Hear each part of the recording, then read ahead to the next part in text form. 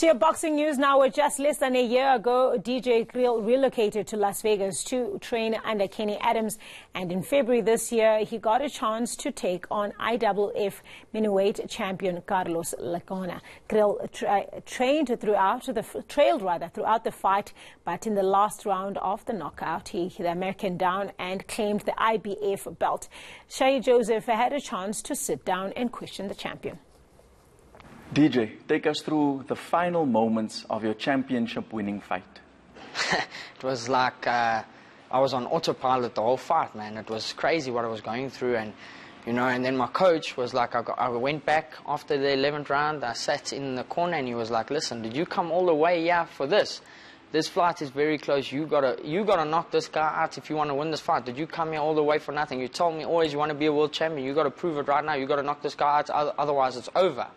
And I remember going out into the 12th round. I threw everything with intent to kill. Like it was crazy. I said to myself, like I said, going through the fight, round 1 to round 11, it was like I was on autopilot. I wasn't there in the fight, but then I knew it's like I have to go out here and do something. I have to win. And I remember, because I caught him in the 9th round with some body shots, and he was slowing a bit down. So that was the intent. What I was supposed to be doing is trying to catch him to the body. And all of a sudden, I caught him with a big left hook, and he started holding on tight. I knew I have him, and that's what happened. And from there, I stopped him. I dropped him with 2 right hands, and that was it.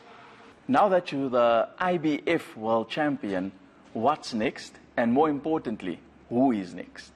My plan is to become a multi-division world champion. This is my future plan. I mean, I've proved a lot of people wrong just doing what I've done, becoming a world champion. I mean, even becoming a WBC international champion, that was already proving a lot of people wrong.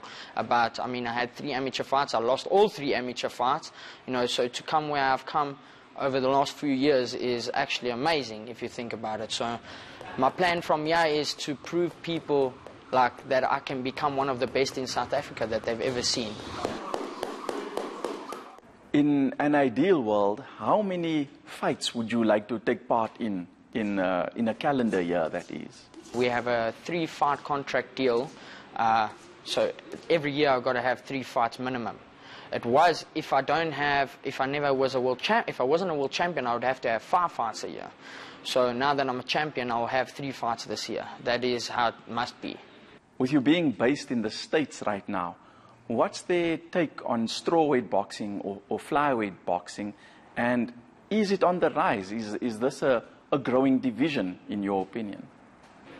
Well, obviously, as fighters, you got to make people want to watch you. It's not about what weight you are. It's how people want to watch you, how you fight. And obviously, becoming a multi-division world champion, people will want to watch you, and that's why that is my goal.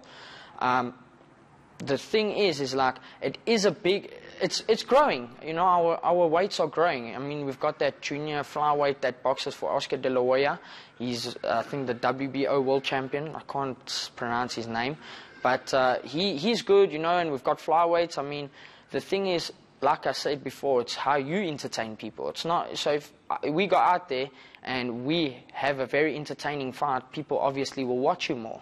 Like my last fight was like a Rocky movie, man. I was down on the scorecards apparently, and from there I stopped the guy in the 12th round, and a lot of people, it made a lot of noise in the US even, I watched all these celebrity people, the journalists and stuff saying that my fight was actually the best fight of the night. So obviously people want to watch me now, and this is what I'm saying, it's how you make noise. It's not about the weight or nothing. I mean, we had guys that people would have watched back in the days. You had guys that you would watch even though they were small guys. And I mean, who was watched back in the days? It was heavyweights, middleweights, and then it went down, then it was welterweights, Mayweather and them now. So obviously in the future, I'm sure you'll see a lot of our smaller weight divisions coming up.